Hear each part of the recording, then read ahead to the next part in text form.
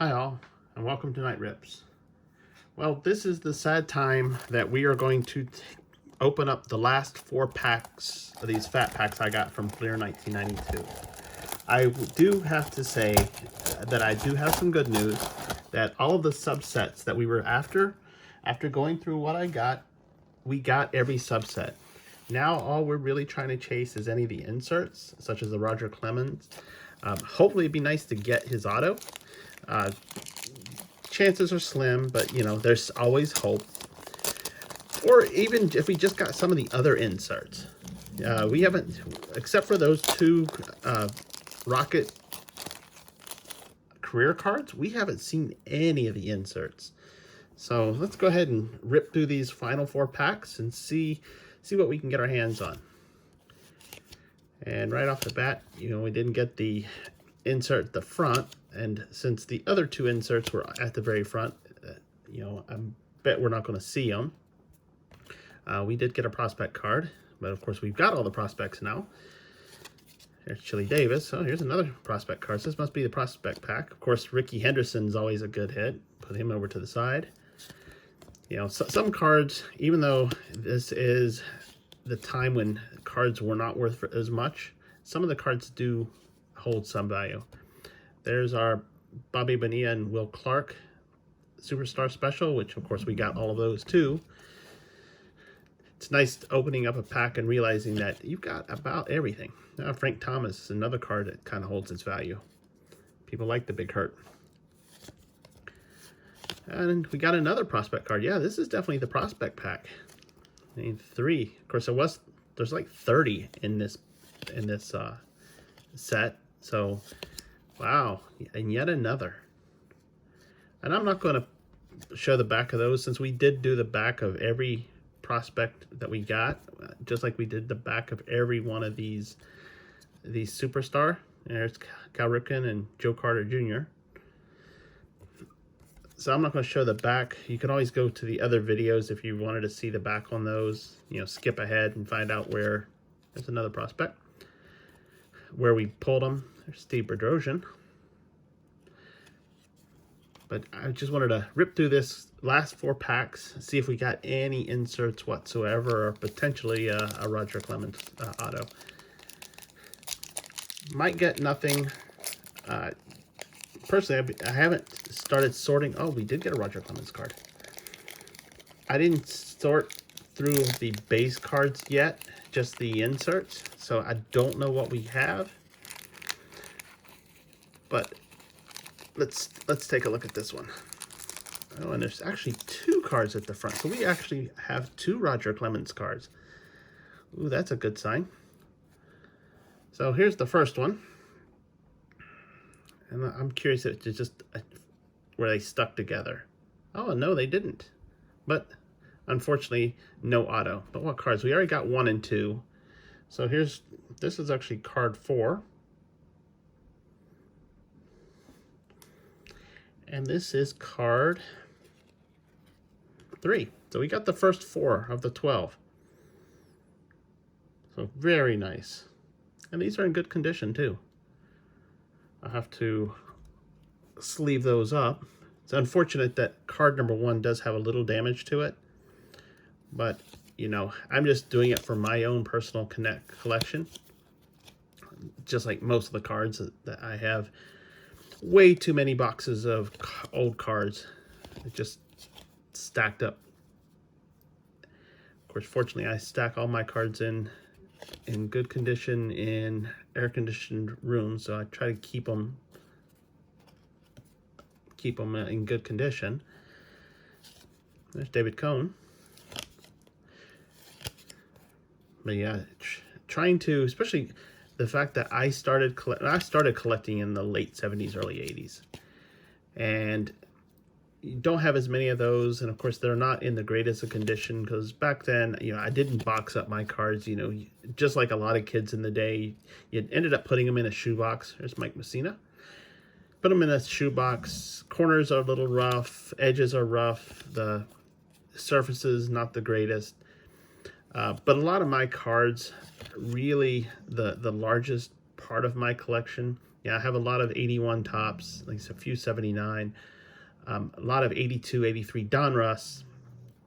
But then it really got into really 86 on is where I started collecting a lot. And of course, that began what's some people call the junk wax era. But there was a lot of different series there. So they really didn't hold value that well. There's league leader Brian Harvey. So, you know, especially because they didn't hold the value very well, it doesn't break my heart that they're not in the greatest of conditions. Well, there's Bob Hamlin. I am going to start trying to chase for him. There's a specific card I want from him from 96 Pinnacle.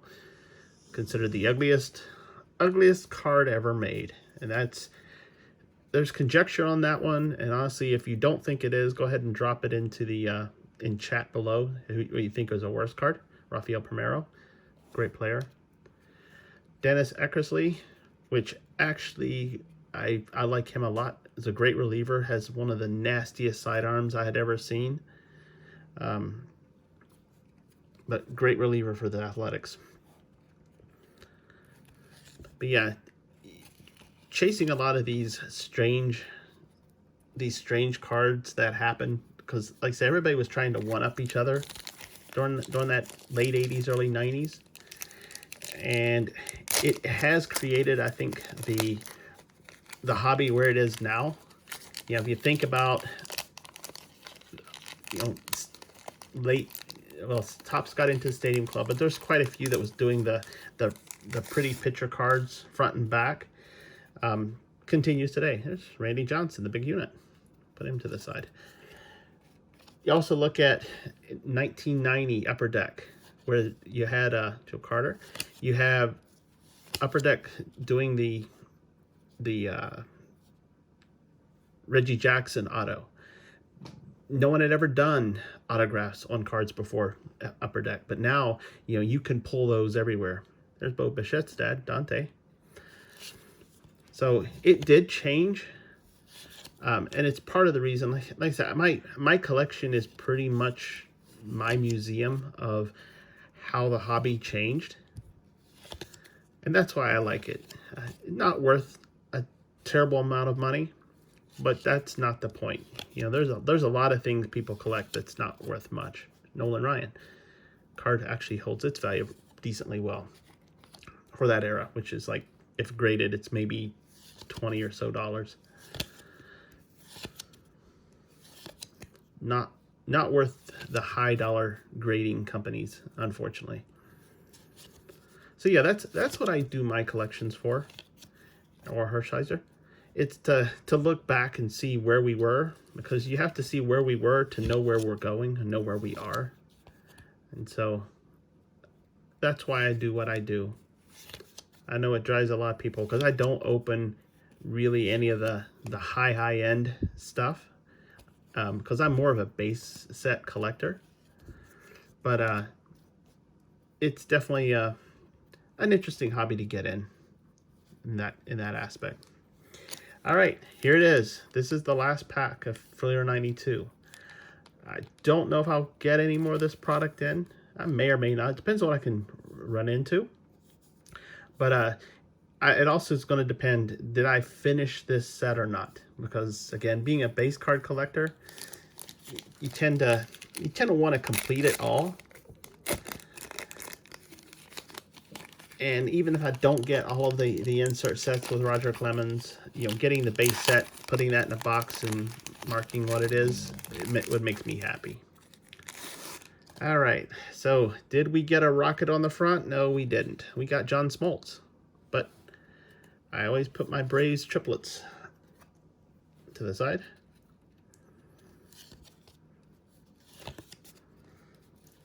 So that's what I do this for.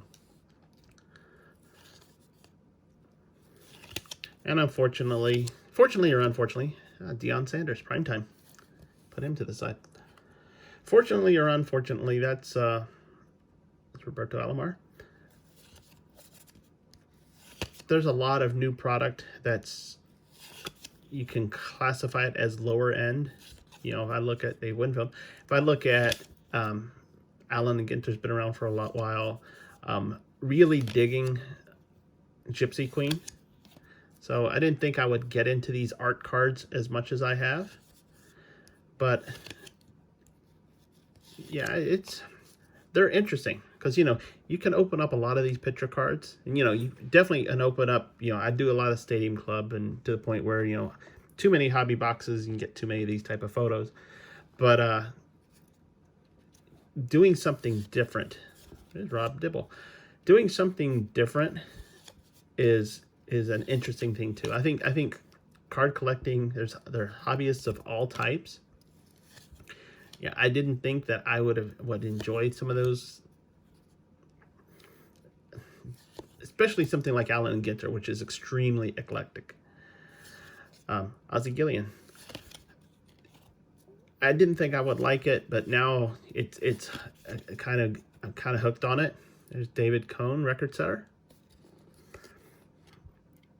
And I'll probably ended up opening more just because it's so cool. You know, the fact that I actually got a rip card, my first hobby box ever opened, that's a neat thing. Barry Larkin. And last, Alex Fernandez. So that's it. That's all I have from the 1992 Flair retail box that I got off auction. Do a quick recap. Yeah, I got cards 3 and 4 of the Roger Clemens inserts, which is neat. So I got 4 of the 12 you can get. The 3 you had to order from Fleer, but since Fleer disbanded, went bankrupt, and is gone as of 2007, don't think that's happening. I got 2 more of the Superstar Specials. Both of them I've already collected, so these are dupes.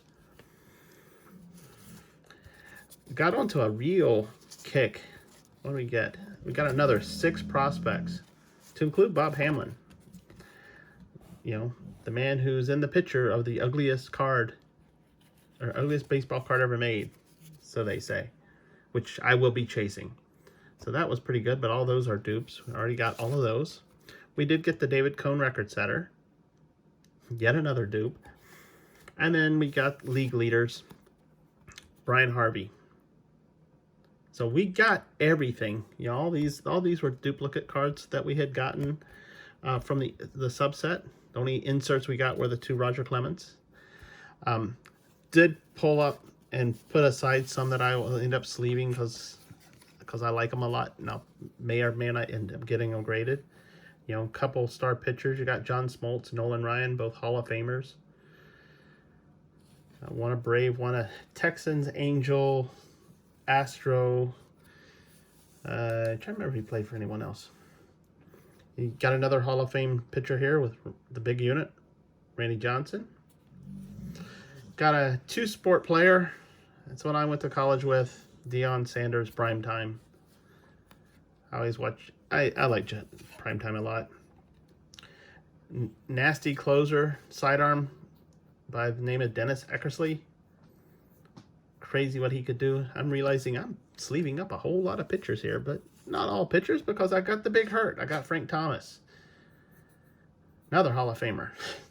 And then finally, the man who owns the record for all stolen bases that will probably never ever be broken, Rickey Henderson, as an Athletics, the way we mostly knew him, even though he did play for the Yankees for a while.